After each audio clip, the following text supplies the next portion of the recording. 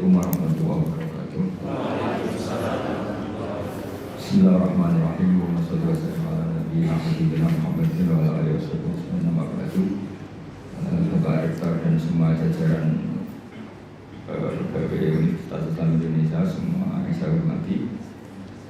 Saya mau mengkaji halaman 173 ya, 173. Tepatnya dimulai dari 173 nanti sampai beberapa halaman ke depan. Di sini dikatakan oleh Sayyidina bin Abdis Salam, jadi ada cerita. Ya saya ulang lagi ya, kelebihannya kitab ini adalah misalnya satu cerita yang linier, tapi nanti menjadi kesimpulan hukum. Kita tahu Nabi Musa itu orang Israel yang hidup di Mesir. Mesir dulu bahasanya Al-Qibti, makanya sekarang jadi Egypt. Jadi kalau dulu orang Arab dulu bilang apa? Al-Qibtiyah, apa? Al-Qibtiyah. Sehingga kalau mengistilahkan di antara istrinya Nabi namanya Maria Qibtiyah, artinya berbangsa apa? Mesir. Jadi bahasa Mesir itu sebenarnya salah karena Misro itu artinya kota. Namanya itu ya Qibtiyah itu. Kalau Misro itu namanya apa? Kota. Nabi Musa hidup di Mesir, kemudian dianiaya oleh Fir'aun, didolimi, kemudian beliau mau dibunuh, melarikan diri ke Madian. Melarikan diri ke Madian ini dirawat sama Nabi Syuaib. Nah, asal muala cerita beliau di kawasan Madian, saya pernah di Wadi Musa itu, sekarang ikut di Jordan. Jadi Madian sekarang itu ikut mana? Jordan. Saya pernah ke sana di Wadi Musa. Nah, beliau pas di situ santai-santai terus menemukan wajada ummatan minan nasi yaskun, orang rame-rame mengambil air, terus wajada min dunihim mur'ataini apa? Tajudan. Qala ma khatbukuma, terus qalata la nasqi hatta yusdira ri'a'u wa abuna syekhun kabir. Terus ada orang apa ngambil air, terus di antara mereka itu ada dua perempuan. Tidak usah diteruskan cantik apa enggak, karena Nabi itu enggak boleh jelalatan. Tapi yang jelas cantik. Karena putrinya Nabi itu enggak boleh jelek. Bukan, memang gitu, Allah itu punya sunnah unik. Jadi istrinya Nabi, putrinya Nabi itu enggak boleh jelek. Karena nanti jadi ma'rodan lil taubah, jadi sasaran bulian. Jadi mulai dulu memang aturannya gitu. Enggak tahu saya bikin aturan siapa, tapi memang seperti itu. Sehingga kalau dalam tradisi kiai katanya marisi Nabi ilmunya susah, penting marisi punya istri cantik. Karena nggak ada Nabi yang istrinya jelek. Tapi kalau dosen boleh karena takdir. Karena ulama itu warasatul. Jadi pada marisi yang lain-lain itu berat ya sudah. Akhirnya ini cerita ya, tapi ini nyata nih. Akhirnya ditanya sama Nabi Musa, kenapa kamu tidak ikut berebut ngambil air, karena air di sana susah. Terus saya tidak bisa, kita ini perempuan, kalau berebut pasti salah. Dan kita harus kerja mengambil air sendiri karena wa'abuna syekhun kabir, kita punya orang tua sudah sepuh, sudah tua. Karena Nabi ini orang yang punya mukjizat, terus Nabi Musa ada batu besar gitu, cara Jawa diangkat, digerukak, cara Jawa diangkat, kuat terus mengeluarkan air. Akhirnya ya sudah kamu ngambil air di sini, kata Nabi Musa. Setelah itu beliau diam di tempat itu lagi, dua perempuan tadi pulang. Setelah pulang bilang ke abahnya, saya tadi ketemu seorang pemuda, lah ini kali ini ada katanya ganteng. Jadi ini agak karena ada Nabi, yang dua perempuan tadi ada Nabi. Jadi nyifati cowok itu, saya tadi ketemu pemuda ganteng baik. Terus sama Nabi Syuaib, sudah kamu panggil lagi. Orang itu telah berjasa sama kamu panggil lagi, kita kasih sesuatu. Artinya terus ini dibabkan oleh Sayyidina bin Abdis Salam. Adatul akhyar, tradisi orang-orang baik itu mukafa'ah, memberi imbalan sama yang berbuat baik. Jadi nggak bisa kita cara Jawa modal matur nuwun itu nggak bisa. Jadi itu keliru itu nggak modal itu. Sehingga dibabkan faslun fi mukafaatil ihsan bi misli al-afdhalah. Jadi bab seharusnya seseorang itu membalas satu kebaikan dengan yang setara atau syukur-syukur lebih. Singkat cerita, akhirnya putrinya Nabi Syuaib kembali lagi ke Nabi Musa. Saat itu Nabi Musa sedang bertarung dengan dirinya. Beliau berdoa gini sama Allah.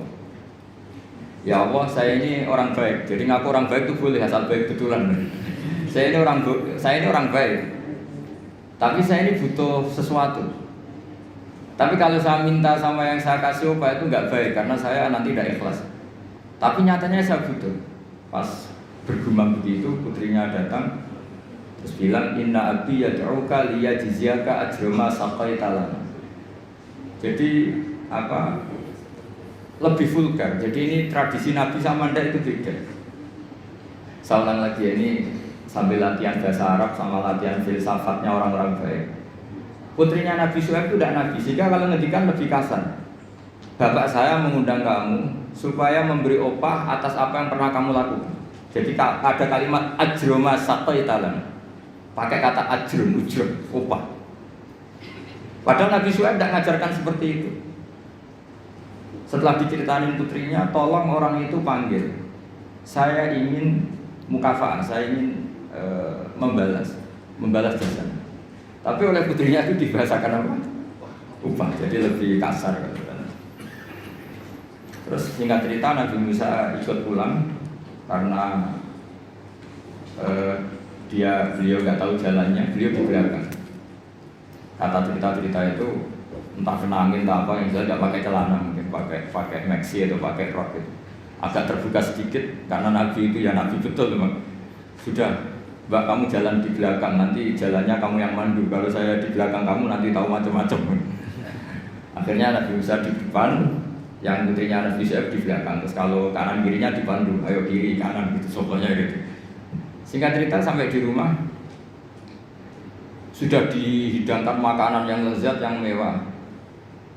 Terus kata Nabi Musa, kita ini inna ahla baitin, kita ini dari keluarga terhormat yang enggak terlintas dapat balasan atas semua kebaikan yang kita lakukan.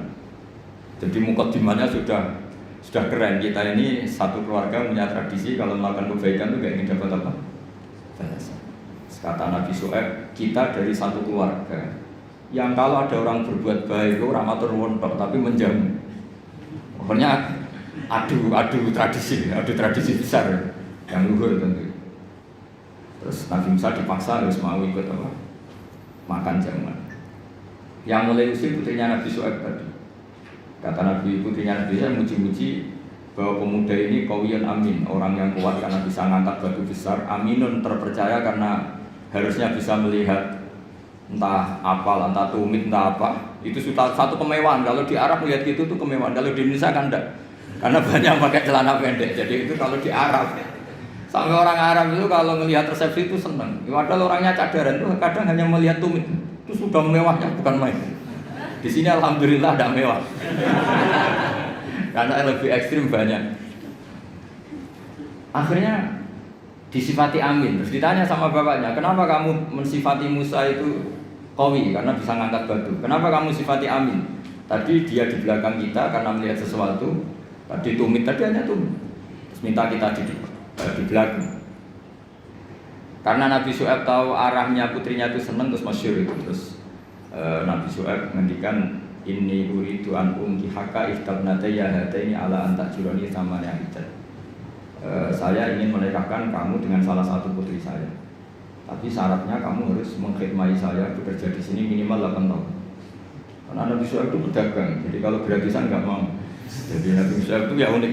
Beliau Nabi yang besar karena dagang. Makanya masyhur setiap Nabi Syuaib yang diperingatkan ke kaumnya apa? Auful mikyala wal mizana wala tabkhusun nasa asya'u. Jadi ini bagian dari ulumul Quran. Jadi Nabi itu kelihatan polanya. Kalau beliau ngendikan perdagangan berarti beliau ditakdir profesinya itu dagang. Sehingga Nabi Syuaib itu setiap diceritakan Quran pasti yang diceritakan itu ngendikan beliau apa? Auful mikyala wal mizana wala tabkhusun nasa asya'u.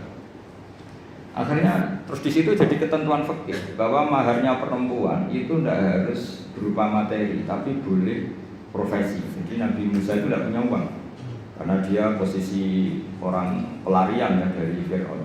Tapi beliau sanggup jadi karyawannya Nabi Syuaib berapa? 8 tahun. Imbalan dapat putrinya. Terus kata Nabi Syuaib, Fa'in asmanta asron famin indik. Tapi kalau kamu menjadikan itu 10 tahun maka ya nggak apa-apa. Ada kalimat lain, wa ma uridu an asyqa alaik. Tapi saya tidak ingin memperberat kamu. Singkat cerita Nabi Musa akhirnya mau. Terus kemudian beliau menyempurnakan sampai 10 tahun. Terus oleh Nabi Syuaib itu dikasih tongkat. Jadi tongkatnya Nabi Musa yang sakti itu tidak dari bapaknya tapi dari mertuanya. Makanya terus sekarang banyak mantu yang ngincer warisan mertua itu. Itu ya agak ada sejarahnya. Jadi kadang-kadang mantu itu sopan itu harus dicurigai. Kan biasanya orang-orang sukses itu anaknya di Jakarta di mana-mana ada satu mantu di rumah. Itu kadang modal balsem dapat warisan. Jadi kalau mertuanya sakit itu dikasih balsem, salon pas, kelihatan peduli sudah akhirnya dapat warisan sama hidup. Itu tidak tahu itu haram apa enggak, kayaknya haram itu karena trik itu kategorinya itu trik. Karena dalam faraid itu mantu enggak termasuk ahli waris. Ngomong enggak kanggu kalau dalam faraid mantu itu orang enggak kanggu. Tapi ada sejarahnya mantu dapat apa? Tongkat sakti. Tapi intinya yang jasa besar Izzuddin bin Abdus Salam adalah satu tarikh, satu manaqib itu menjadi hukum fikih. Itu kelebihan Izzuddin bin Abdus Salam. Sehingga beliau itu semua cerita yang kelihatannya biasa saja, beliau tahu kalau itu menjadi ahkam fikih. Dan di sini betul yang dikatakan ulama di Quran ada 1000 hukum, 1000 cerita, 1000 pelajaran, 1000. Itu sebagian besar itu bukan langsung bahasa hukum kayak di kanon-kanon ilmiah itu enggak ya, memang bahasanya cerita biasa. Tapi di situ akan menjadi satu pelajaran betapa pentingnya seseorang peduli sama perempuan. Buktinya Nabi Musa tadi langsung peduli sama perempuan. Betapa pentingnya satu peradaban. Kalau lelaki jalan sama perempuan, sebaiknya perempuan yang di belakang, lelakinya yang di depan. Padahal di kondisi yang seharusnya perempuan di depan karena ini yang tahu jalan. Terus betapa pentingnya mukafa'ah, kalau ada kebaikan ya harus dibalas dengan kebaikan, tidak gratisan. Terus betapa pentingnya tradisi besar. Kata Nabi Musa, kita ini dari keluarga yang punya tradisi. Kalau berbuat baik itu tidak minta imbalan, juga ada ingin dapat imbalan. Nabi Syuaib membalas kita juga dari keluarga besar yang tidak ingin ada orang berbuat baik kemudian tidak dibalas. Itu kan luar biasa. Itu kalau di tradisi saya, keluarga kiai itu ya memang harus seperti itu. Kalau ngajar ya ngajar saja. Saya itu tidak pernah kepikiran di UI, di Wongke atau di masyarakat. Ya kalau ngajar ya ngajar saja. Sehingga dalam tradisi ilmu tasawuf itu kalau sholat ya sholat saja.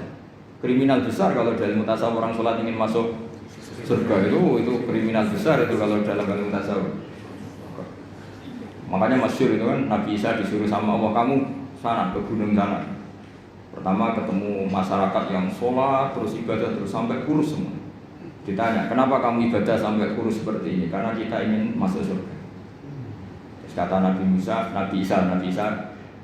ibadah tujjar, ini ibadahnya pedagang. Kalau melakukan sesuatu harus dapat laba. Komentari ibadah tujjar. Terus jalan lagi, ketemu orang yang sama, yang kurus, yang ibadah terus. Ditanya, kenapa kamu ibadah terus? Kita takut neraka. Kata Nabi Isa, ibadatul ubad, ini ibadahnya para budak. Jadi melakukan pekerjaan karena ketakutan. Dia mau majikan, dia mau rektor, dia mau pimpinan. Itu namanya ubad, itu budak. Takut ditegur dosen, ditegur atasan. Terus kelompok ketiga, itu orangnya happy. Cara Jawa itu badannya klemis, klemis itu nyaman. Air mukanya ya nyaman, fisiknya ya nyaman, terus ibadah ya nyaman. Ditanya, kenapa kamu nyembah sama Allah?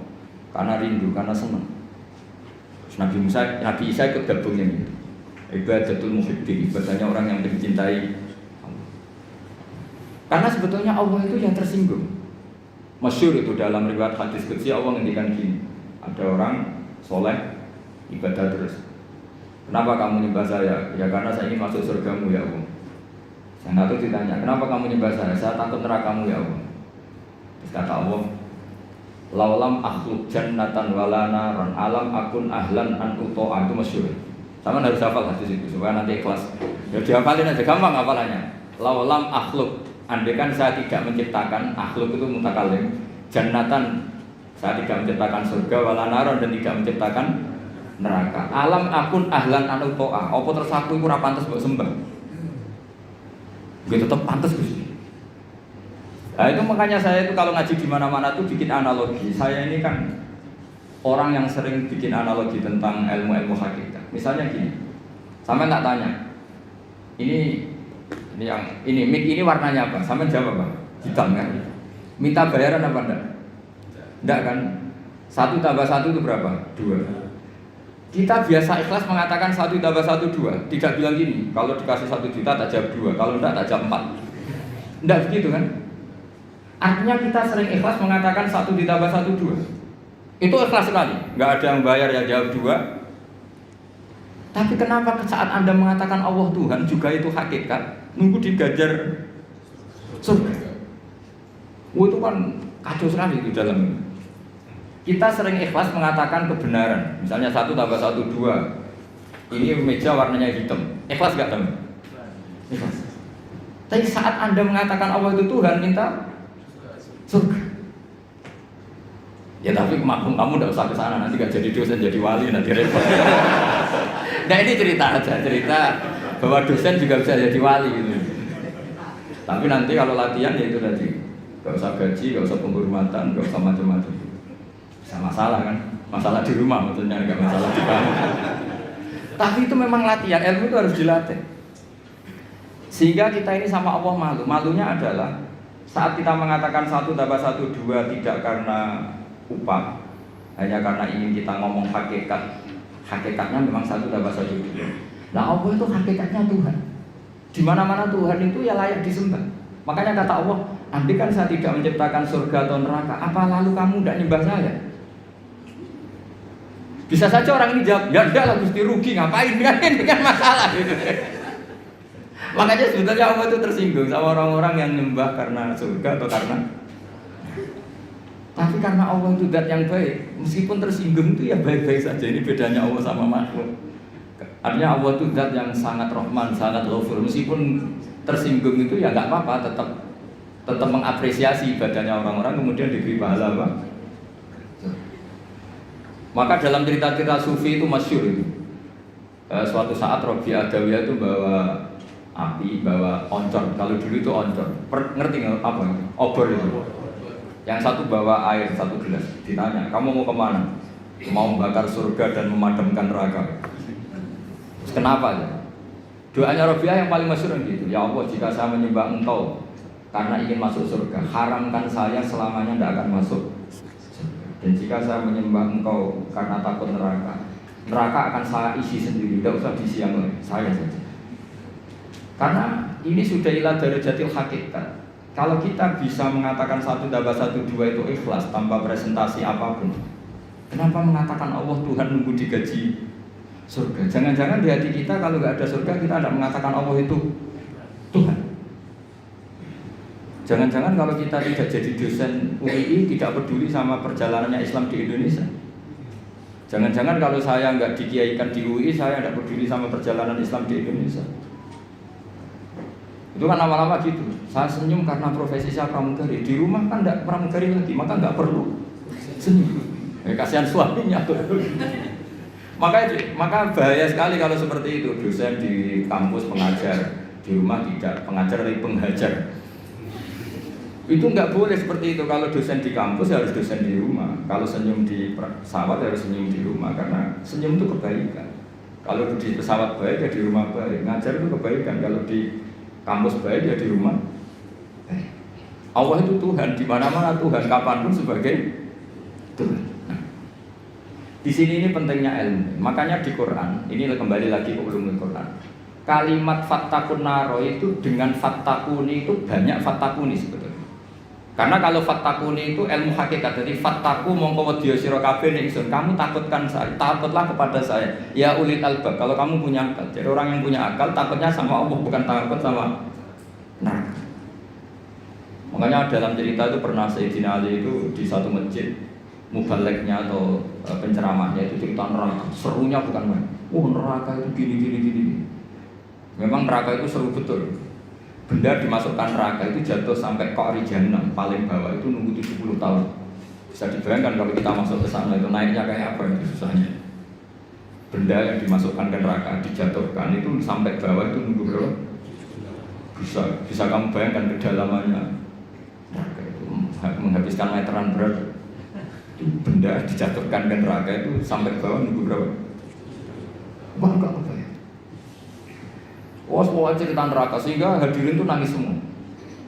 Sayyidina Ali pas liwat terus si penceramahnya dipanggil. Kamu membuat mereka takut oleh neraka sampai seperti itu. Apa kamu bisa sukses membuat mereka takut kepada Allah sampai seperti itu? Dites, nggak bisa balik. Terus masyhur itu Sayyidina Ali ngendikan, "Atajizu an wasfi makhluqin mislah." Masa ngadepin neraka saja sesusah itu?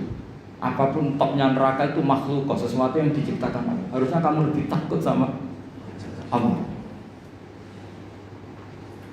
Sehingga semenjak itu dirubah cara ceramahnya dirubah. Jadi tidak, karena tadi itu yang diikuti ulama-ulama tasawuf. Jadi ulama tasawuf itu orang yang mengembalikan pada akal waras. Ya kayak tadi, saya mengatakan ini hitam itu hanya karena apa? Ya memang warnanya hitam. Supaya saya jadi orang waras, kalau hitam ya tak bilangkan hitam, tak katakan hitam. Sama, Allah itu Tuhan. Kapan saja Tuhan, dia sebagai Tuhan. Andai kan tidak menciptakan surga atau neraka, dia tetap sebagai Tuhan. Jadi kesetatusan Tuhan Allah itu tidak nunggu bikin neraka atau surga. Kita ini adalah orang yang sudah peduli sama pendidikan. Kalau diangkat dosen apa enggak, kita tetap ngajar di mana saja, kapan. Senyum adalah kebaikan. Bahwa kamu sedang jadi pegawai bank maupun enggak, ya tetap semuanya harus gitu. Peduli sama yatim piatu ya sudah satu kebaikan. Bahwa kita pengurus yayasan apa enggak, ya tetap peduli sama yatim. Nah itu ilmu hakikat. Sesuatu itu dikembalikan pada proporsinya. Itu termasuk yang diajarkan Sayyiduddin bin Abdus Salam. Sehingga kita kalau maknani fattakun naro sama fattakuni wattaquwah, kualitasnya itu tentu tinggi fattaquwah atau fattakuni ya Allah. Karena Allah itu zat yang harus kita sembah, kita puja-puja, kita takuti ya sebagai Tuhan, sebagai Allah.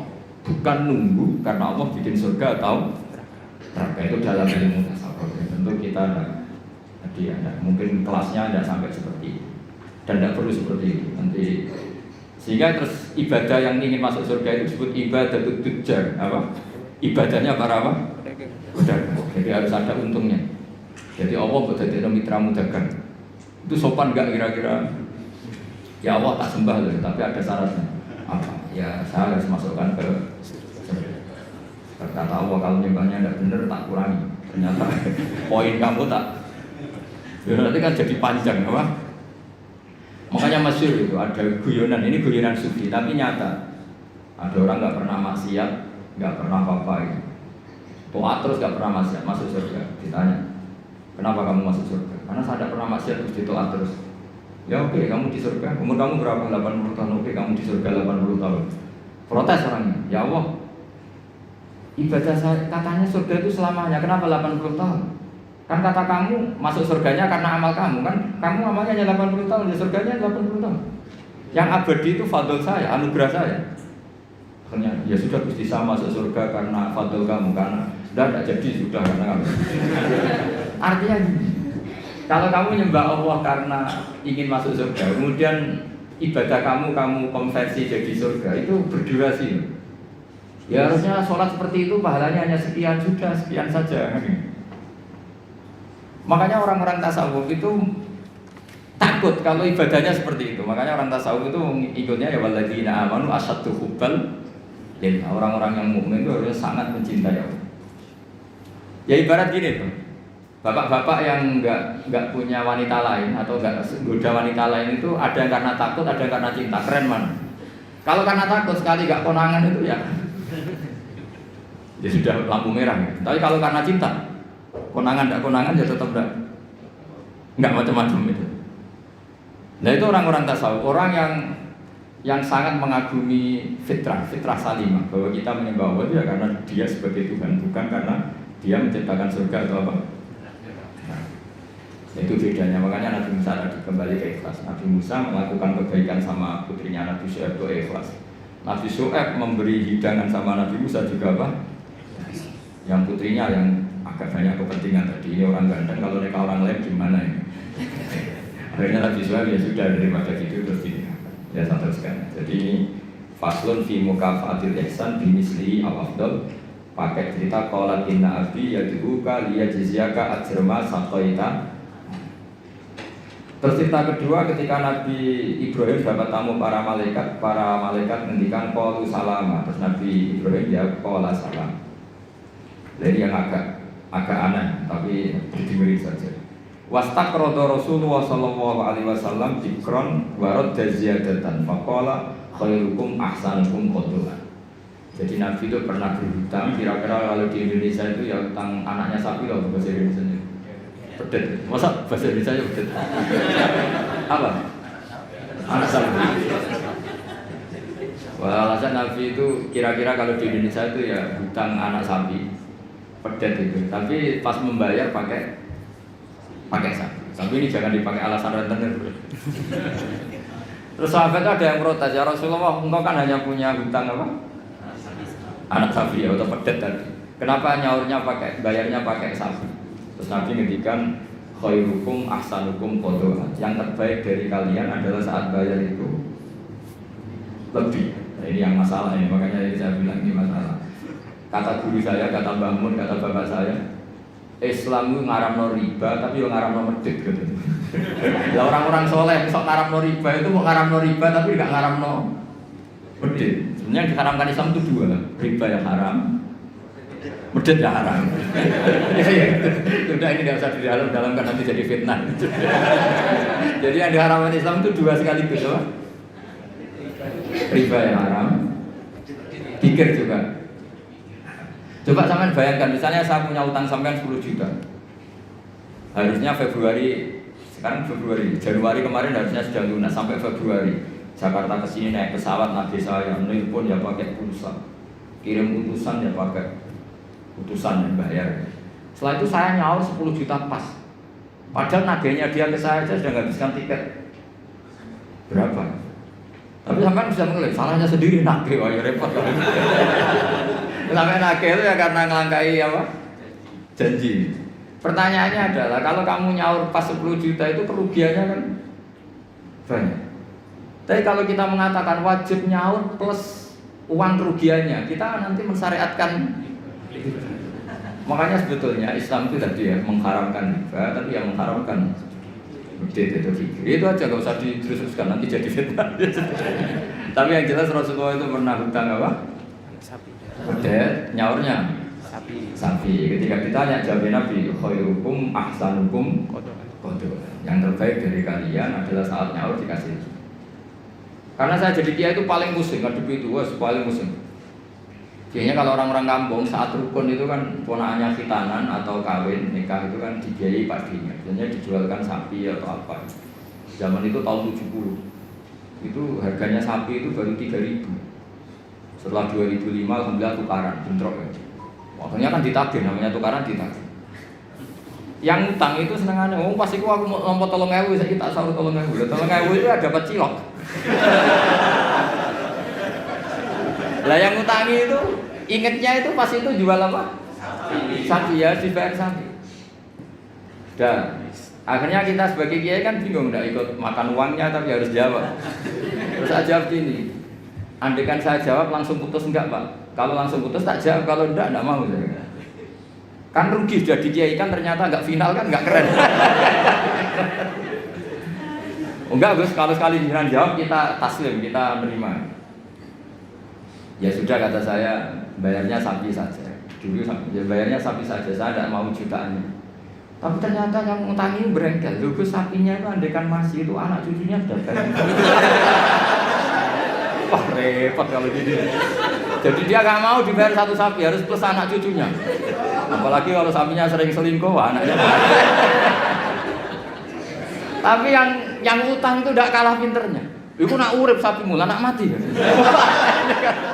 Wah repot ini. Makanya saya itu kadang sama orang awam itu yang mantel karena itu sengal kan. Coba sampean kalau jadi kiai, kalau Anda dalam posisi saya milih mana? Milih pakai ukuran apa tuh? Karena kita riba ya takut, medhit ya takut. Terus akhirnya saya bilang, ya sudah, katanya sudah setuju kalau sudah saya ngomong pasti final. Ya udah guys, tak suruh nyaur sapi. Jangan pakai uang, pokoknya jangan pakai uang. Karena kalau pakai uang itu mesti setelah itu masih denger-denger sapi itu harganya beda-beda. Misalnya di sahur 20 juta. Lah aku ingin tuku sapi selama juta, berarti kurang 5. Lalu akan ngeleng-ngeleng, sapinya zaman itu kayak apa yang sudah nunjuk di pasar, yaitu aja dibelikan. Karena kalau pakai uang pasti. Dan nanti yang 20 juta yang bayar dengar-dengar, oh sapi kayak itu hanya 15. Nanti minta susu kan panjang. Jadi susahnya jadi kiai itu di situ. Makanya konversi utang, saya itu punya geladak itu rumah kuno. Itu dulu buyut saya bikin, itu hanya habis 700 rupiah. Sekarang geladak saya pernah orang antik itu nawar itu sampai 500 juta. Coba kalau itu dinilai dulu itu hanya 700. Maka ada anekdot, ada cerita. Lalu riba itu maknanya apa? Menambahkan dari nilai intrinsik uang apa-apa. Debat. Sudah ini enggak kajian debat tentang itu, malah jadi fitnah. Yang jelas saya pastikan di majelis ini fatwa saya riba yang haram, medit ya haram, itu mesti aman deh. Riba yang haram, medit ya haram. Maka ada cerita apa? Nabi itu wastakrodo Rasulullah bikron tapi waroda ziyadatan. Ziyadah di sini itu bukan uang, di semua riwayat apa bukannya pedet, nyaurnya itu sapi. Jadi bukan pedet plus uang atau duit itu enggak. Mohon saya teruskan. Faslun fil ihsan bil ghorsi. Jadi ada orang nanam tanaman di mana saja, kemudian kata Rasulullah SAW ngendikane ma min muslimin yaghrisu ghorsan ila kana ma ukila minhu sadaqatan wa ma suriqa minhu sadaqatan. Jadi Nabi itu kadang ngendikan wa ma akala sabu fa walahu sadaqah. Tidak ada seorang mukmin atau muslim menanam satu tanaman, misalnya Anda menanam mangga di tengah hutan atau di tanah kamu sendiri. Kata Nabi, itu dimakan burung ya sedekah. Bahkan Nabi ngendikan ada yang mencuri juga sedekah. Maka sebetulnya sistem pencurian yang seperti itu sebetulnya bisa setengah-setengah dilegalkan. Tapi jangan mengajari mencuri. Tapi lagi-lagi jangan mengajari kikir juga. Karena sampai dikatakan mencuri itu juga karena yang punya ada makanya uniknya Nabi ngendikan wa ma suriqa minhu ya sedekah, yang dicuri pun nanti berstatus sedekah. Tapi ya jangan mobil. Ya yang ringan-ringan. Itu kalau di kampung saya, umumnya kampung lah, masih di kampung. Di kampung itu ada adat unik. Kalau ada orang punya semangka banyak, kemudian ada tukang penggembala ngambil satu. Itu kalau ditabuhi atau disalahkan, itu orang menyalahkan yang punya semangka. Wong kok medite ngono kok geger. Ada konsensus, ada apa? Jadi agama itu yang ngaramkan nyuri, tapi juga ngaramkan medit. Itu jadi perlu dicatat. Coba sama lihat di kampung-kampung, ada orang punya 1 hektar atau 1 ladang, terus punya mangga banyak. Ada yang nyuri 1 digebukin, orang nyalakan siapa? Nyalakan yang gebukin apa nyalakan yang nyuri? Nyalakan yang gebukin. Lah yang nyuri kan karwan salah, jadi gak perlu disalahin gitu. Tapi yang jelas Nabi ngendikan kalau ada orang punya tanaman kemudian dimakan hewan atau dicuri, bahasanya Nabi masih suriko, maka itu menjadi sedekahnya dia. Nah kemudian di fikih itu ada bab yang agak sensitif, namanya ulima ridho. Ulima ridho itu nggak pamit, tapi kira-kira yang punya pasti boleh, itu boleh. Wah kalau enggak semua dosen, semua kiai, semua santri pernah nyuri kalau itu. Karena gini, misalnya saya akrab, ya saya misalnya akrab sama seseorang, pas di kamar mandi misalnya. Terus saya pakai HP-nya karena penting, tak pakai handphone. Itu nyuri apa pinjam? Enggak, jawab saja. Nyuri apa pinjam? Nyuri, enggak pamit. Tapi kalau dikatakan nyuri, nemen wong akrab itu kok gitu aja kok. Parah lagi kalau kamu marung, itu di fikih itu mesti nyuri semua.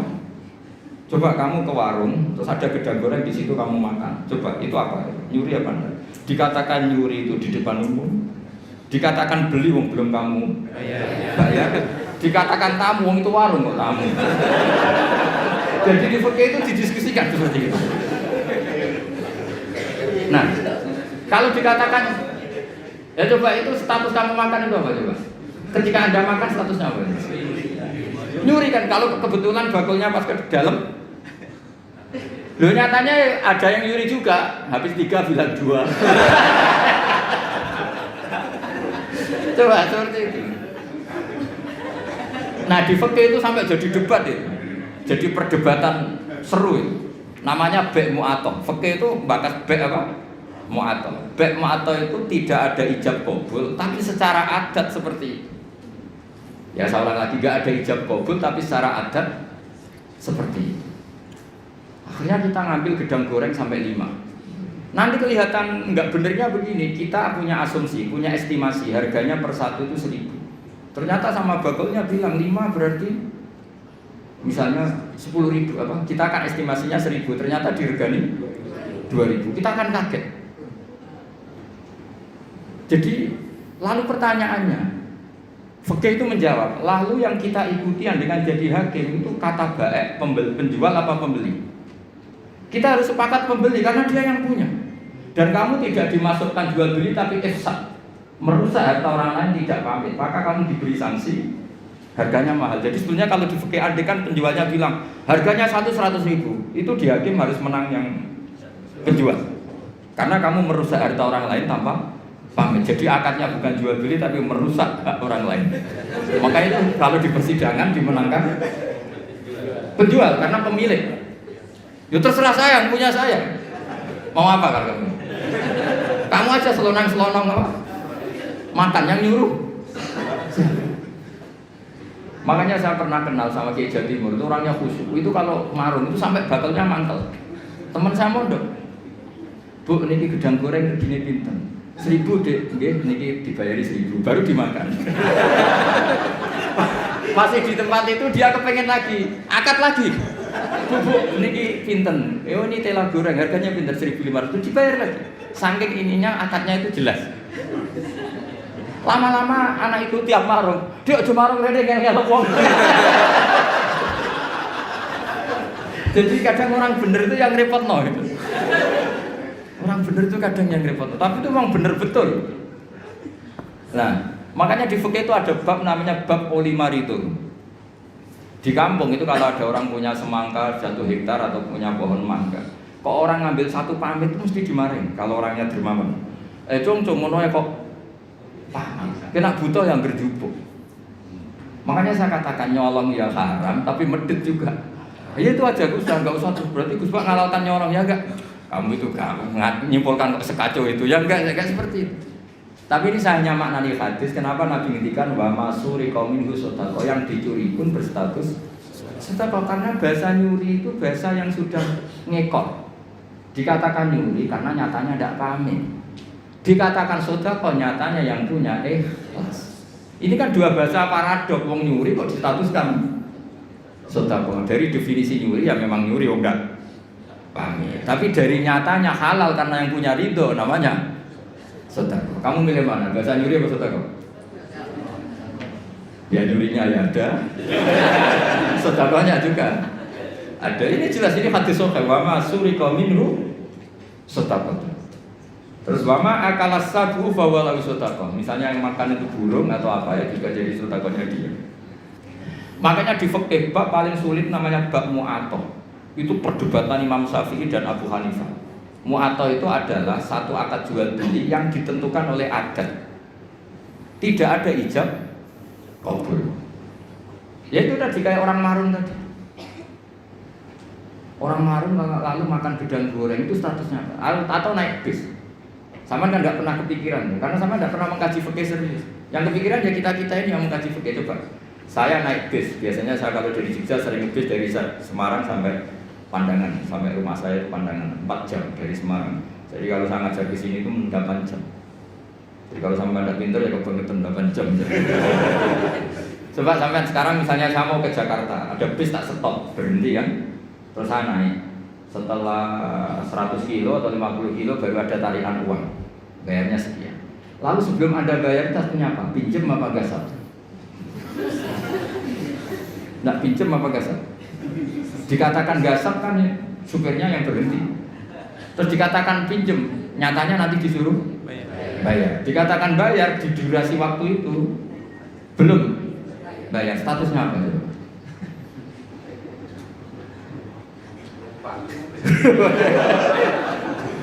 Lah kalau numpang begini, pas 50 kilo sebelum ditarik kondektor kamu turun. Jadi fikih itu punya sekian PR. Makanya di fikih itu mau tidak mau harus ada babun. Bab bagaimana transaksi sing ulima ridho, tidak ada akad yang verbal maupun eksplisit, tapi sudah diketahui kali itu pasti ridho.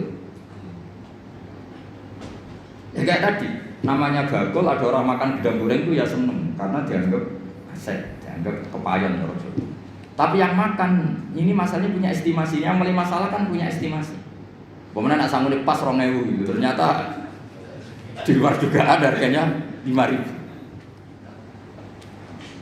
Makanya kalau kita sebagai kiai, saya sering punya santri yang pedagang gitu, mesti pesan saya, tolong tarif harga itu dikasih. Makanya kayak warung Padang, beberapa warung yang sudah gitu, pasti didian dia itu disuruh apa, nulis apa? Tarif apa? Harga. Karena kalau akad-akatan terus kan capek ini yang bakulnya ini. Ampun dia gua badhe bener gedang goreng ini harganya berapa? 1.000 dibayar. Itu anaknya orang sufi. Saking sufinya bapaknya itu dulu era Wesel itu gak pernah diwasel. Karena bapaknya itu orang sufi. Nanti kalau Wesel itu uangnya ketukar sama uangnya orang lain, itu yang dikasihkan tidak uang saya tapi uangnya orang lain. Jadi kalau ngirim anak itu pasti ada orang sufi itu. Kalau di UI kayaknya nggak pernah ada. Sudah modern sekali. Sampai segitu karena takut uangnya itu ketukar. Yang kamu terima itu tidak uangnya bapak tapi uang orang lain. Coba seperti itu sah nggak itu? Misalnya Wesel online, yang dikasihkan uang kamu apa uang orang lain? Boleh enggak? Itu kalau menurut teori profesional kan nggak boleh. Mau miliknya orang lain kok di. Yang menjadikan boleh karena apa? Ulima ridho, orang lain itu juga ridho karena tergantikan. Kalau kamu ngajukan kredit ke bank, uang yang dikasihkan kamu itu uangnya bank itu uang orang banyak. Pamit gak? Wah ini bisa panjang kalau secara fikih. Makanya fikih itu ada bab nanya bab ulima ridho, ada transaksi yang tidak eksplisit juga agak verbal, tidak ada ijab kabul, tapi ulima ridho. Kira-kira orangnya itu. Sehingga di kampung-kampung menurut saya adat itu bijak sekali. Kalau ada orang penggembala, tapi kalau dosen ya jangan, kalau kiai ya jangan. Itu kalau ngelak ya ngambil degan milik orang yang banyak. Jangan yang orangnya miskin punya pohon hanya satu, yang kira-kira punya banyak diambil. Itu kalau yang punya dipamitin, Pak tadi saya ngambil degan jenengan, itu mesti marah. Ngono kok pamit lah cocok. Karena dianggap satu sepele yang harus diridhokan.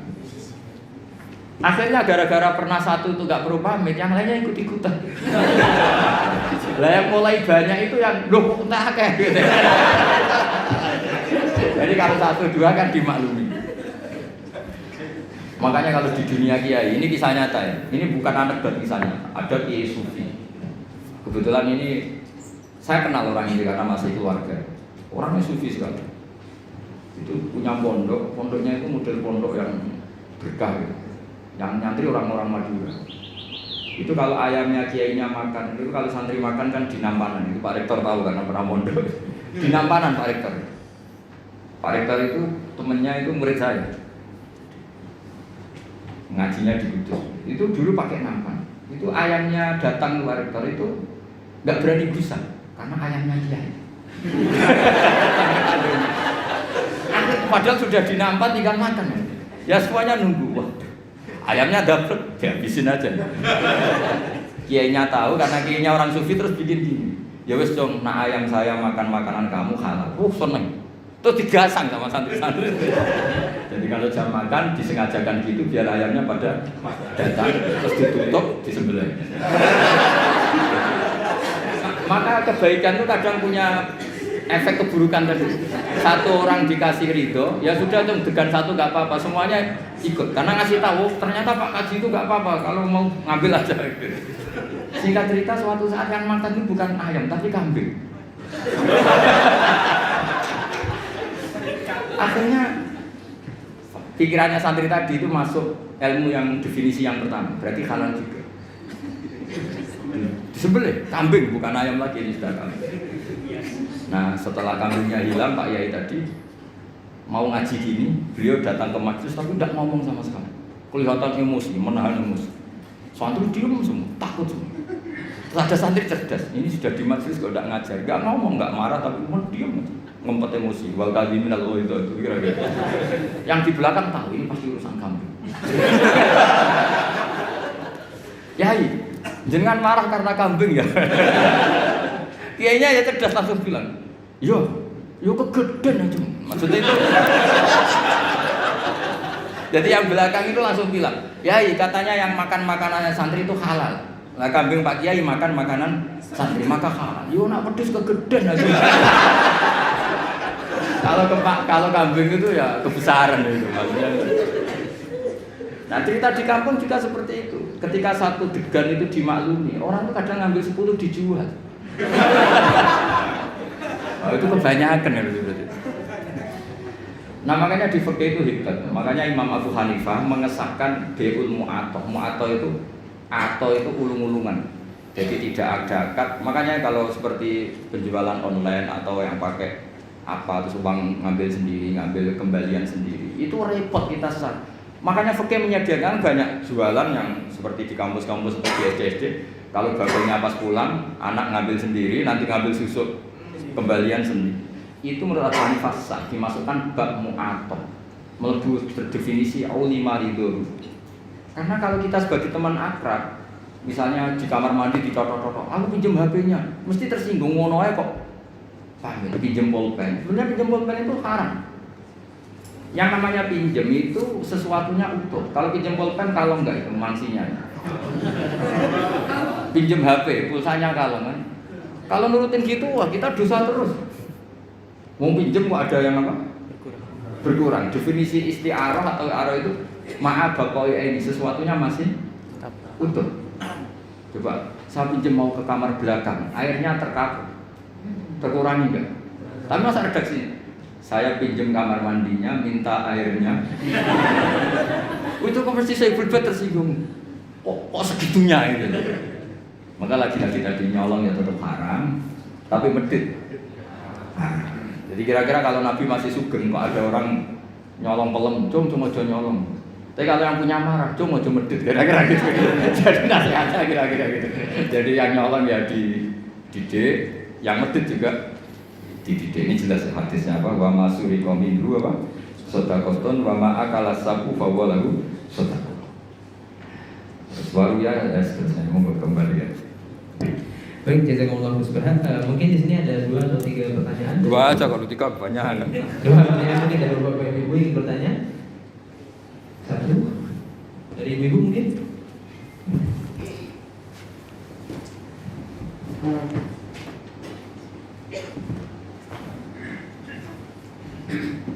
Assalamualaikum warahmatullahi wabarakatuh.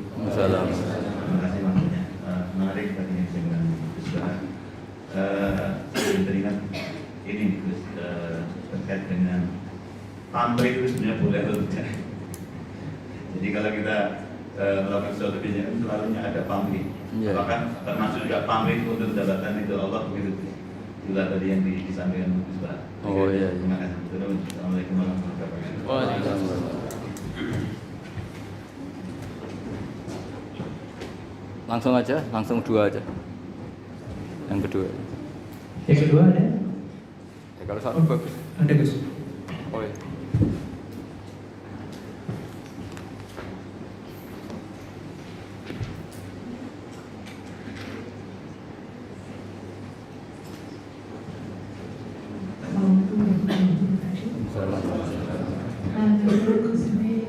Mungkin minta saran kalau di kampus tadi. Yeah.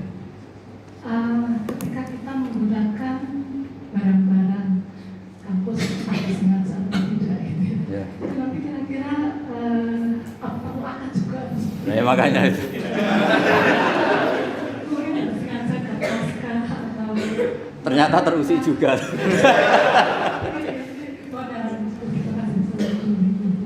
Waalaikumsalam. Ya, itu memang bab yang panjang. Ini saya tak jawab yang Pak ini siapa namanya? Atau hirit.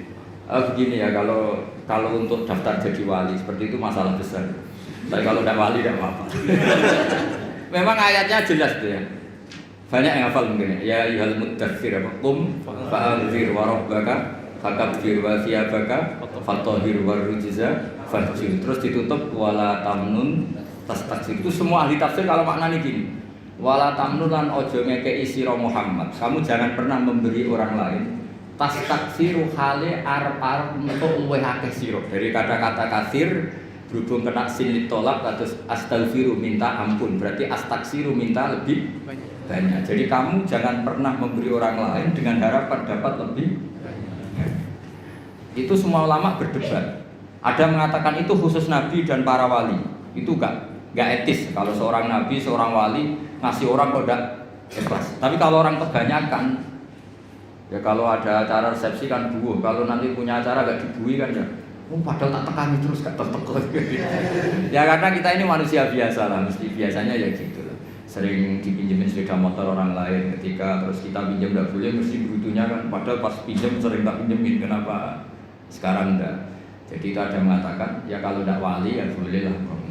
Wong memang fitrah manusia itu kan ingin tadi, ingin diwongke. Kalau kita sering pinjemin teman sepeda motor, suatu saat kita pinjam enggak boleh, pasti butuhnya itu padahal dulu sering. Itu sudah diperingatkan sama Allah wala tamnun tastaksir. Jadi jangan pernah kamu memberi orang lain kemudian Anda berharap mendapat lebih, karena nanti itu nyun sewu kayak mirip suap.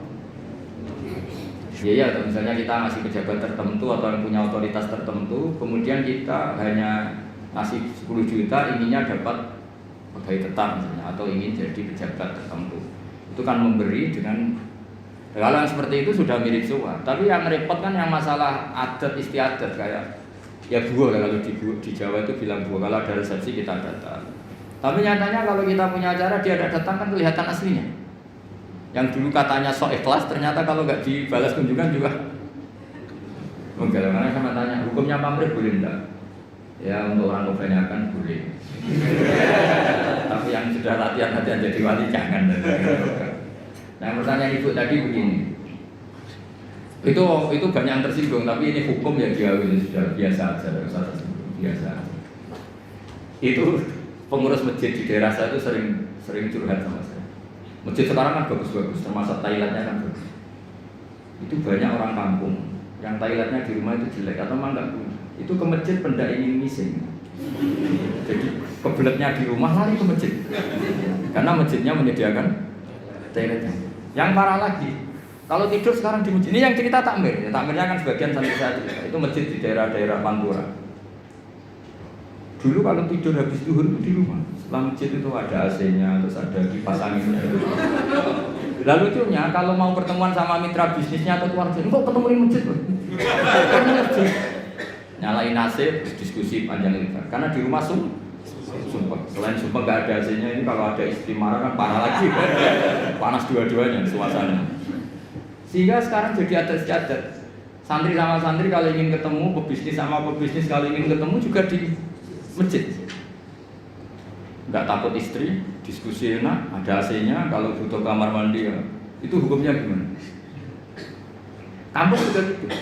Ini tambah ingin menyinggung. Sampai misalnya seorang dosen, kalau ketemu teman itu senang di kantor daripada di kos-kosan. Di kos-kosan nggak keren, apalagi pas nunggak takut ibu kos. Tapi kalau di kampus, nanti ketemu di kantor. Padahal nanti setelah di kantor, nih saya difasilitasi ada teh mungkin dari pihak kampus karena tamunya pegawai. Pertanyaannya, apa itu masuk anggaran yang disahkan UI? Jadi kalau nurutin itu panjang, itu bisa panjang dan lebar. Makanya itu pernah terjadi, tapi ini tentu nggak boleh ditiru karena wali. Kalau nggak wali sudah lah, kayak umumnya orang saja. Itu Abdul bin Umar itu pernah malam-malam tuh ke pendopo kira-kira gitu ya. Dulu nggak ada pendopo tapi mirip-mirip. Nyalain lampu, padahal dia mau sholat mau ibadah. Kamu dari mana? Dari pendopo. Ini lampu tadi siapa? Saya. Untuk apa? Untuk sholat gini. Jangan. Kalau sholat dulu. Kenapa? Itu pendopo milik rakyat. Jadi boleh nyala kalau ada acara dengan rakyat. Kalau kamu itu urusan pribadi meskipun sholat. Sampai segitunya namanya Umar negur putranya Abdul. Karena dia ikut abahnya di satu negara dapat hadiah. Istrinya juga dapat hadiah. Sampai pulang dilucuti siapa Umar. Ayo kembalikan ke Baitul Mal, ke kas negara. Lalu saya dikasih pribadi. Kalau kamu udah anaknya saya sebagai presiden dikasih enggak? Enggak ya sudah itu milik negara. Itu sudah sebelum ada Pak Jokowi punya adat kembalikan ke KPK itu dulu. Kalau dapat apa? Hadiah.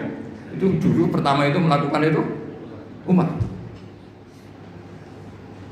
Jadi wahyu ya berat.